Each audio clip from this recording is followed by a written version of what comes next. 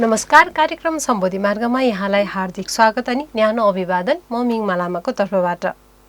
यो कार्यक्रम indigenous television र आइटिभी नेपालबाट प्रत्येक शनिबार हेर्दै आउनु भएको छ। हामीले यस कार्यक्रममा बौद्ध दर्शन, बौद्ध धर्म, बौद्ध कला, संस्कृति, बौद्ध परम्पराका साथै बौद्ध धर्मका विभिन्न व्यक्तित्वहरूसँग कुराकानी गर्दै आइरहेका छौँ। सोही क्रममा आज पनि हामी अतिथिको साथमा उपस्थित भइसकेका छौँ। आजको हाम्रो पाहुना हुनुहुन्छ श्री मदन रत्न मानन्धर। उहाँसँगको कुराकानीलाई अगाडि बढाउनुभन्दा पहिले उहाँको बारेमा छोटो जानकारी दिन चाहन्छु। उहाँ भूगर्भशास्त्र विभाग त्रिचन्द्र बहुमुखी क्याम्पसमा सह प्राध्यापकको रूपमा कार्यरत हुनुहुन्छ भने 2071 देखि 2074 सम्म भूगर्भशास्त्र विभाग त्रिचन्द्र बहुमुखी क्याम्पसमा विभागीय प्रमुखको रूपमा सेवा गर्नुभएको थियो। उहाँले बौद्ध विहार लगायत अन्य बौद्ध अध्ययन केन्द्रहरूमा पनि बौद्ध शिक्षाको अध्यापन गराउँदै आउनुभएको छ। उहाँ थेरवाद बुद्धिस्ट एकाडेमीको संस्थापक सदस्य, अन्तर्राष्ट्रिय बौद्ध भावना केन्द्रको कार्यकारी उपाध्यक्ष, धर्मकीर्ति विहारको सदस्य र नेपाल भौगर्भिक समाजको आजीवन सदस्य हुनुहुन्छ। त्यसै गरी उहाँले पाली साहित्यलाई नेवारी, नेपाली र अङ्ग्रेजी भाषामा अनुवाद गरी पुस्तक तथा लेखहरू प्रकाशित गर्नुभएको छ। उहाँलाई प्रचलित नेपाल लिपि परीक्षा 2039 स्वर्ण पदक, दीर्घ सेवा पदक त्रिभुवन विश्वविद्यालय 2071, धर्मकीर्ति अशोकघोष सम्मान धर्मकीर्ति विहार 2072 लगायत अन्य धेरै सङ्घ संस्थाहरूबाट पनि सम्मानित गर्नुभएको छ। आउनुहोस् उहाँलाई कार्यक्रममा स्वागत गरौँ। सर नमस्ते। नमस्ते। कार्यक्रममा स्वागत छ यहाँ। धन्यवाद। सर आरामै हुनुहुन्छ? सन्चै छु। के गर्दै हुनुहुन्छ आजभोलि? यही लकडाउन भएको कारणले अब अनलाइन क्लासहरू भइरहेको छ। क्याम्पसको पनि यो थेरवाद एकाडेमीको एमए क्लासको पनि अनलाइन क्लासमा व्यस्त भन्नु पर्यो। सर अब हजुर यो साइन्स ब्याकग्राउन्डको व्यक्ति पढ्नुभयो अनि त्यसपछि यता बुद्ध धर्ममा पुरै पढाउनु पनि हुनुहुन्छ। अनि यो वास्तवमा चाहिँ अब बौद्ध धर्ममा चाहिँ विविध आयामहरू छन्, त्यसमध्ये पनि ध्यान विधि चाहिँ एकदम महत्त्वपूर्ण पक्ष रहेको छ। यो वास्तवमा ध्यान भन्नाले चाहिँ के भनिन्छ होला यो बुद्धिज्मको अन्तर्गत चाहिँ? ध्यान भनेकै अब कसैलाई ध्यानपूर्वक काम गर्नु, ध्यान दिनु भनेको त्यो चित्त लगाउनु, मन लगाउनु। त्यसकारण ध्यान भनेको चित्तको एकाग्रता, मनको एकाग्रता हो। हजुर, अनि यो ध्यान चाहिँ वास्तवमा कति प्रकारका छन् हाम्रो बुद्धिज्ममा? हुन त यो हिन्दूहरूमा सबै चिजमा ध्यानहरू छन्, हाम्रो बुद्धिज्ममा चाहिँ यो अन्तर्गत चाहिँ कतिवटा चाहिँ कति प्रकारको ध्यानहरू रहेका छन्? अब भगवान् बुद्धको उपदेश सङ्ग्रह गरिएको त्रिपिटक साहित्य अनुसार ध्यानलाई दुई प्रकारले बाँडिएको छ। एउटा समथ ध्यान, अर्को विपස්සना। र समथ भनेको खालि मनलाई एकाग्र गर्नलाई अभ्यास गराइन्छ। अनि त्यो समथ ध्यान पनि फेरि 40 प्रकारका छन्। त्यसले चित्त एकाग्र गर्ने, मन एकाग्र गर्नको लागि त्यसले सघाउँछ भने विपස්සना भनेको यो मनमा भएका क्लेशहरू, मनमा भएका दूषित भावनाहरू हटाउने, त्यसलाई चाहिँ विपස්සना। विपස්සना भनेको विशेष प्रकारले हेर्ने। के हेर्ने त भने त्यो पनि 4 किसिमको छ। शरीरलाई हेर्ने, शरीरमा उत्पन्न भएका विभिन्न प्रकारका संवेदनाहरू हेर्ने, त्यसपछि चित्तलाई हेर्ने र चित्तमा उत्पन्न हुने विभिन्न प्रकारका मनोवृत्तिहरू हेर्ने। यसरी समठ 40 प्रकारका र विपස්සना 4 प्रकारका र समष्टिगत रूपमा भन्नु पर्दाखेरि 2 किसिमको समठ र विपස්සना। अहिले चाहिँ कुन ध्यान विधि चाहिँ बढी प्रचलनमा छ सर? हजुर, अब बढी प्रचलनको सन्दर्भमा चाहिँ अहिले यो करिब 30-35 वर्ष यतादेखि चाहिँ विपස්සनाको धेरै प्रचलनमा आएको छ। र विपස්සना पनि 2 किसिमको तरिका भन्नु पर्यो। एउटा हाम्रो आदरणीय सत्यनारायण गोयनका गुरुजीको तरिका, अर्को चाहिँ बर्माबाट आएको चाहिँ यो महासी सयाडोको परम्परा अनुसारले 2 किसिमको ध्यान अहिले प्रचलनमा छ। तीमध्ये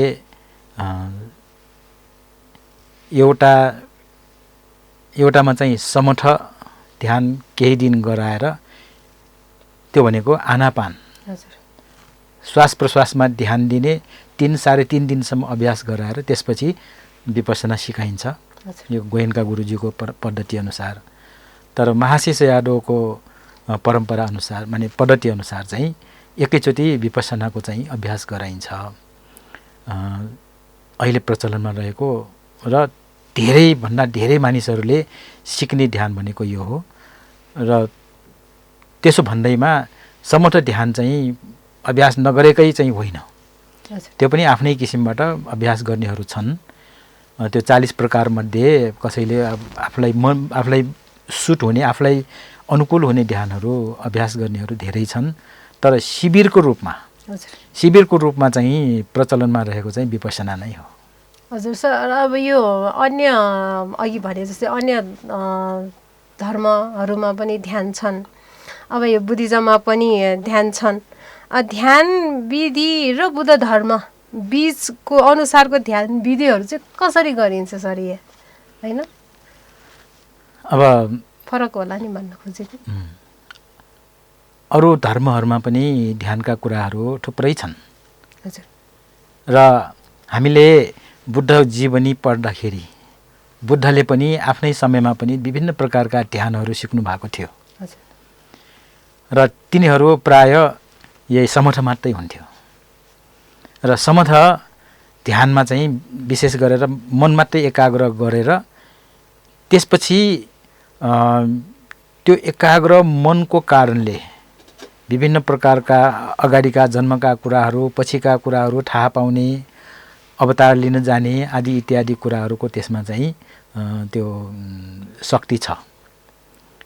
तर सिद्धार्थले चाहिँ खोजेको त्यस्तो होइन रहेछ।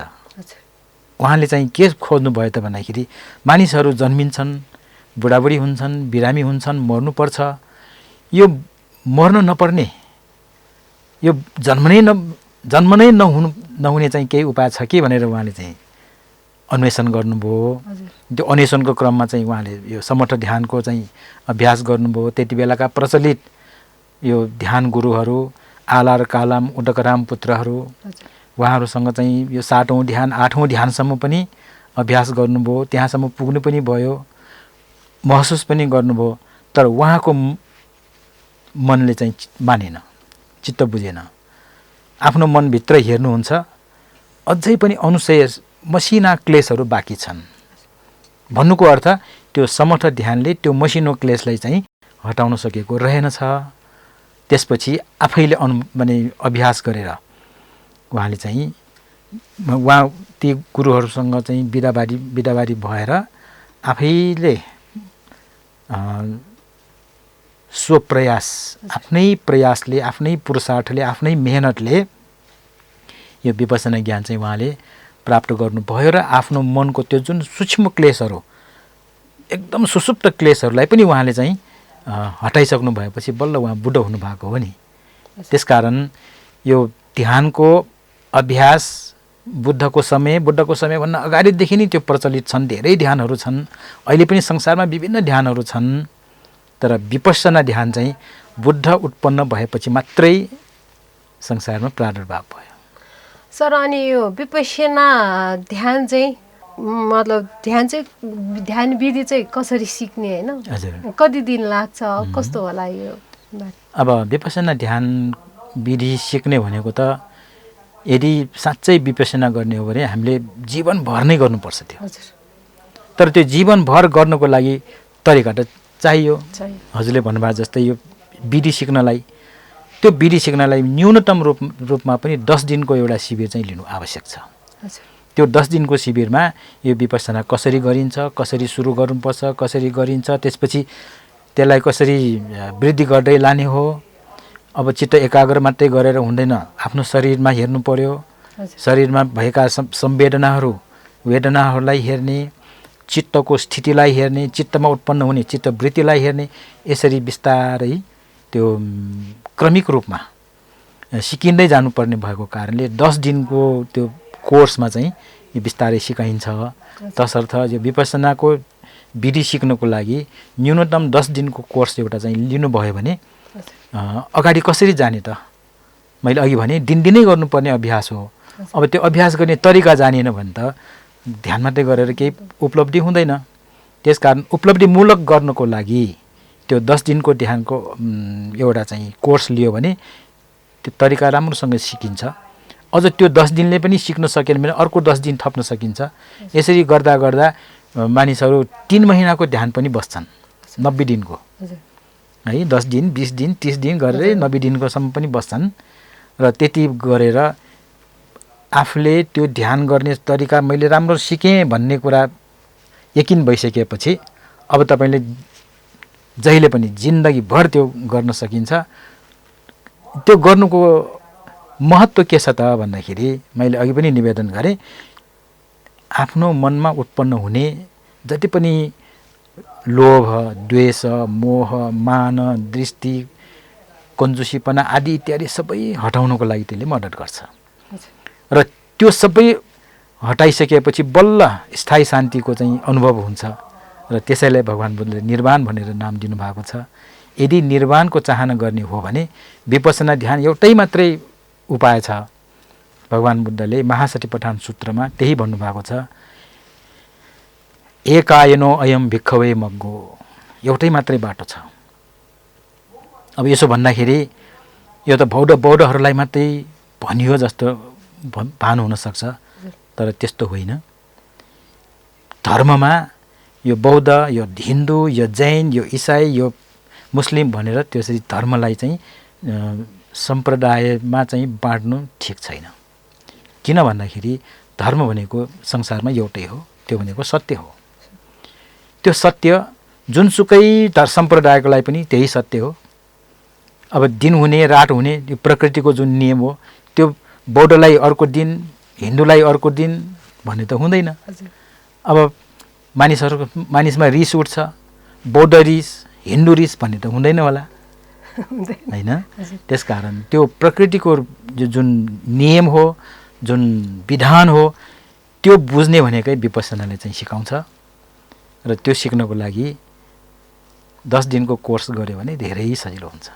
सर, अब अहिले त मान्छे यो धेरै व्यस्तताको समय छ, सबैलाई छिट्टो हुनुपर्ने, छिटैमा सिक्नुपर्ने होइन, छोटो हुनुपर्ने, जान्नुपर्ने, त्यस्तो अवस्थामा अब यो विपश्यना चाहिँ होइन यस्तो छोटो बेलामा चाहिँ अब एकदम लाभदायक प्रभावकारी चाहिँ कसरी बनाउन सकिन्छ सर? हजुर, त्यसको लागि त माने छोटकरी भन्दैमा प्रक्रिया पुरा भएन भने त्यो झन् अधुरो हुन्छ। त्यसकारणले विपश्यना यो हर हमेसा गर्नुपर्छ र हर हमेसा गर्दाखेरि त्यसले तपाईँको जीवनमा शान्ति ल्याउँछ, पक्कै ल्याउँछ। त्यसमा कुनै विवादै छैन, कुनै शङ्का नै गर्नु पर्दैन। अब त्यति महत्त्वपूर्ण कुरा सिक्नको लागि हामी मानिसहरू व्यस्त समय भनेर त्यो विधि पनि नसिक्ने अथवा त्यसलाई छोटकरी गर्नुतिर लाग्यो भने त्यो झन् अधुरो हुन्छ। किन भन्दाखेरि आफ्नो जिन्दगीभर नै अब कति मानिस कतिसम्म बाँचिन्छ त थाहा छैन, तर नमरुन्जेल त त्यो अभ्यास गर्न सकिन्छ। नमरुन्जेल त शान्तिसँग बस्न सकिन्छ। आफ्नो परिवारलाई, आफ्नो छरछिमेकलाई, आफ्नो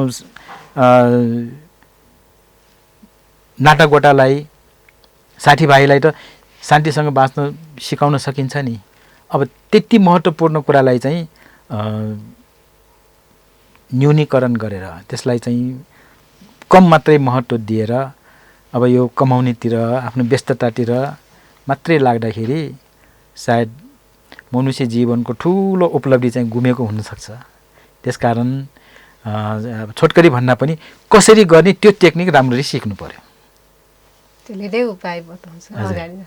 हस्, अब यो अब ध्यान गर्दाखेरि कुनै पनि व्यक्तिले ध्यान अभ्यास गर्दाखेरि अब त्यो ध्यान चाहिँ त्यसको प्रभाव चाहिँ आफूमा पर्यो कि परेन चाहिँ कसरी थाहा पाउने? बडो राम्रो प्रश्न गर्नुभयो। यो यस्तो उदाहरणले, यस्तो कुराले नै मानिसलाई चाहिँ प्रभावित गरेर त्यसप्रति आकर्षित हुन्छ।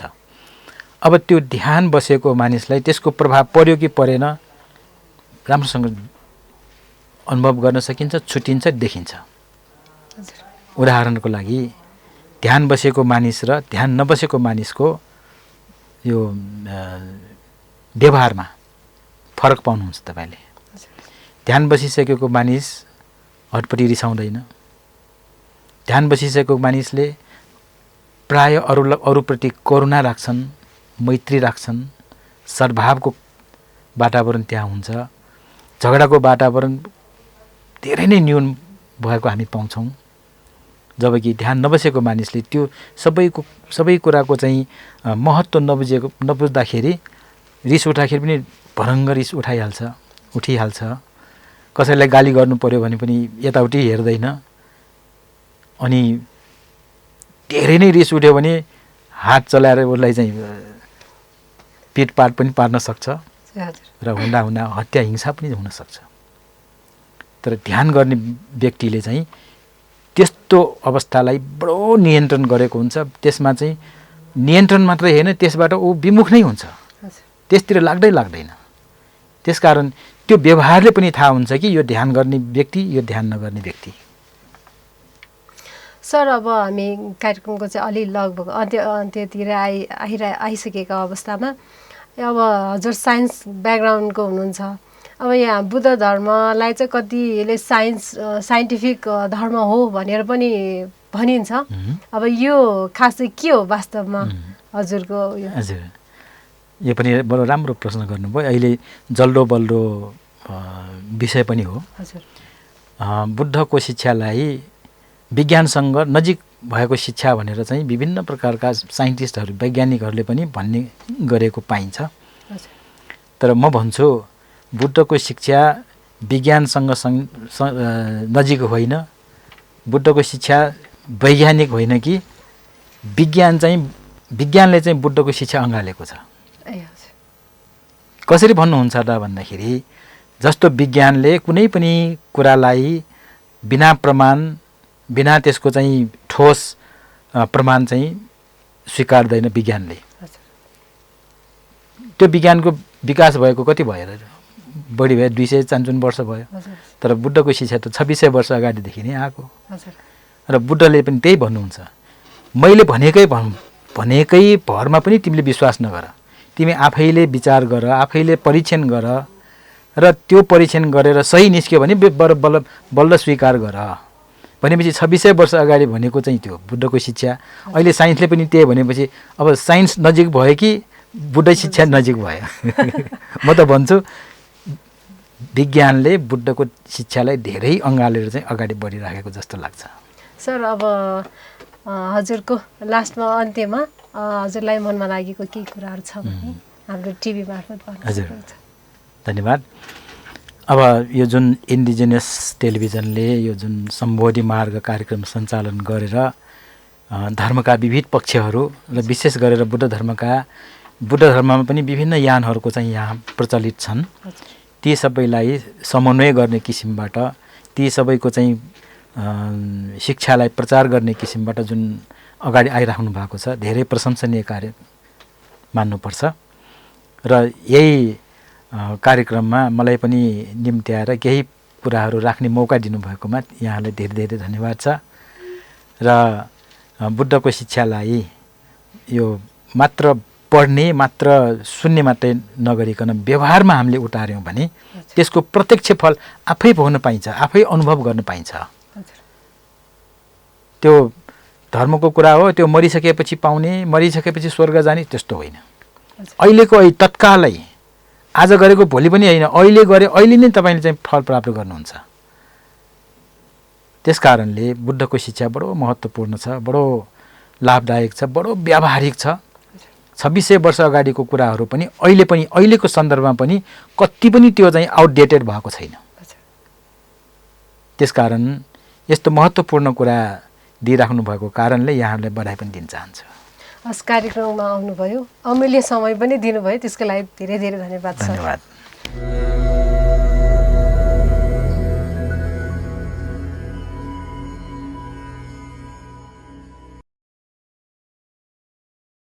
अब हामी कार्यक्रमको अन्त्यतिर आइसकेका छौँ।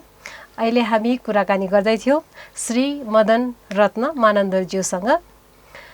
यो संवाद हजुरहरूलाई कस्तो लाग्यो प्रतिक्रिया पठाउन नभुल्नुहोला। हाम्रो ठेगाना indigenoustellivision@gmail.com। अब पनि कार्यक्रमबाट म मिङमा लामा पनि बिदा हुन चाहन्छु। नमस्ते।